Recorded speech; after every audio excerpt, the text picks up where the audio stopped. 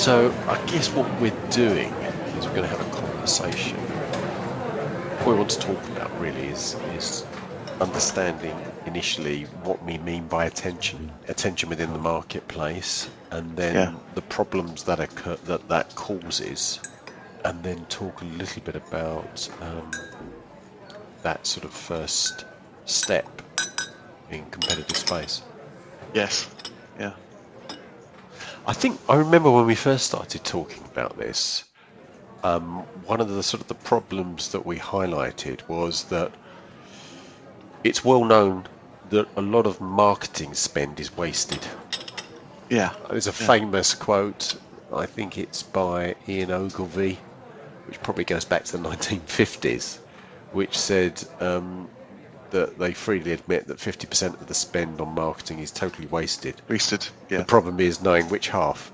Yes. I might be wrong on who it was, but I think it was about his time, and I'm sure I read it in the book that I read many, many years ago, which was very, very good reading. And if you've got enough money, you don't really care which half is wasted, as long as the revenue comes in behind, isn't it? That's the whole point there, isn't it? Yeah, it's sort of throwing enough, as they say, mud at the wall, and some of it will stick. Yes. I think also the starting point for this visual that we came up with is the need to, in a very noisy marketplace, which the B2B software market in number of competitors started out quite quiet. You know, the line we use is a chimpanzee in a suit could go out and sell it, but that's because there was one solution for every need out there. Yes. Now there's multiple solutions, and that's a very noisy environment. Yeah. So using the lion at the sort of idea of roaring, and a lion that roars is a visceral thing. Yes. If you've ever been to a zoo and a lion roars, yes, I don't care how sophisticated you are, you feel it. Do. Yes. You go, oh my God, primitive you wants to run like hell. But the lion was such a good visual icon for that very purpose. It gets immediate, emotional, primitive attention. But what we're not saying is not everybody in the B2B software market can be the size of a lion. Some of them are different sizes. No. So what Competitive Space does is it uses cognitive science, psychology, visual storytelling combined to give you that mechanism. And that, in this case, the visual is the megaphone. So no matter what size you are, you can roar in your marketplace. And I think it's important within the marketplace that the smaller companies are able to roar and draw attention to themselves, because that's where a lot of the innovation's happening. And you think of it, if it's always the larger companies that are always going to win, that would really stifle this marketplace, wouldn't it? Yeah. I mean, that'd be a bad place. Yeah. I mean, the truly flexible and agile smaller and medium firms are where the innovation can really rock and roll. We're always campaigning against the design by committee. You know, we're innovators themselves, and having too many voices in on this can slow things down. So yeah. And the other point that I think is worth mentioning here is, what's your view? And I know we've discussed this before. Why, particularly in the sort of the computer technology sector, why is this particularly an issue? I feel it's the intelligence and background of the founders and the people who form these companies. They're often very intelligent. In fact, all of our clients I would rate as some of the most intelligent people I've come across outside of my background at Warwick University. Yes. They are very good left brain thinkers. They approach life through a logical process and the left brain dominance of words. Yes. And one of the things that Competitive Space does is it says if you can deliver an image that is 1,000 words of communication, you can get rid of those 1,000 words and just communicate with 6 and make a big impact. And that's very different from the founding fathers of these companies, is they want to explain things, they want to maybe even educate their audience. And that goes back to the study that was done by Jakob Nielsen back in 1997, right in the early days of having access to the web. And the conclusion that they came to was that 79% of the web users scan rather than read. Now that's in 1997. Seven, You think of yes. the changes that have happened since then. Far more channels, massive amounts more information. That figure is going to be higher. And we know, we know from our own behaviour when you go out there, you're not sitting reading every word that comes to you. No. And the beauty of the visual, well, Yes. the beauty of a visual, the right visual, that grabs your attention and communicates.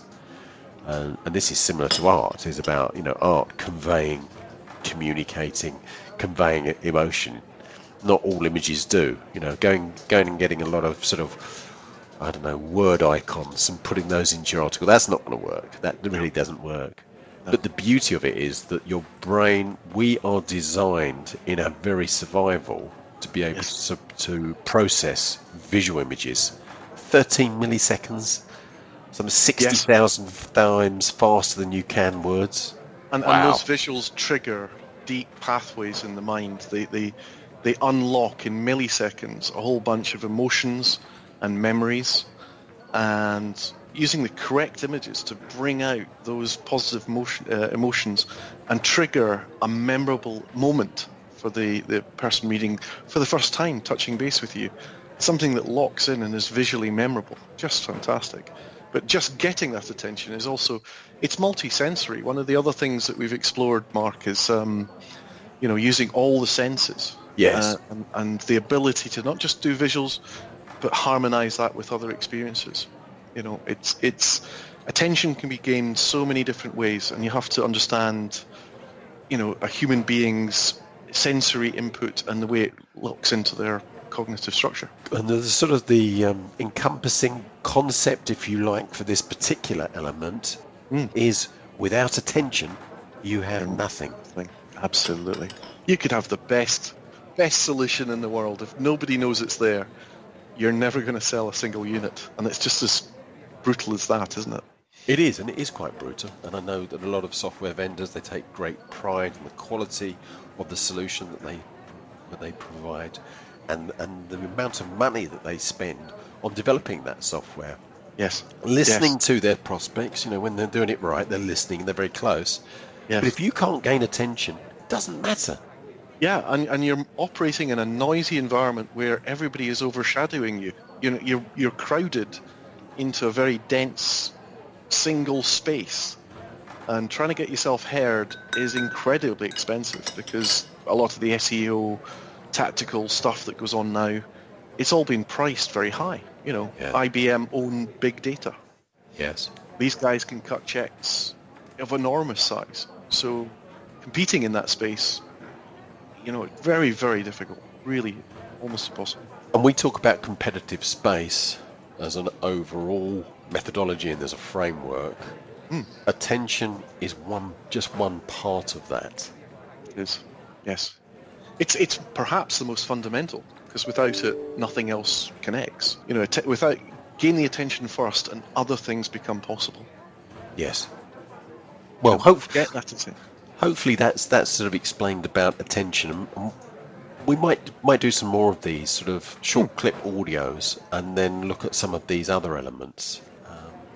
But obviously, this will work for some people that are very much sort of audio based. Yes. And want to get an understanding about what we're really talking about when we're talking about gaining attention and the importance of that. But there will also be articles and other bits of information that they'll be able to get access to. Yeah. And if they have any questions, maybe just get in touch. Connect on LinkedIn or send us an email. Send us a good question. Yes. A question. We love talking about this stuff as well. This is, as hopefully you can hear in our voices, we're really passionate about it.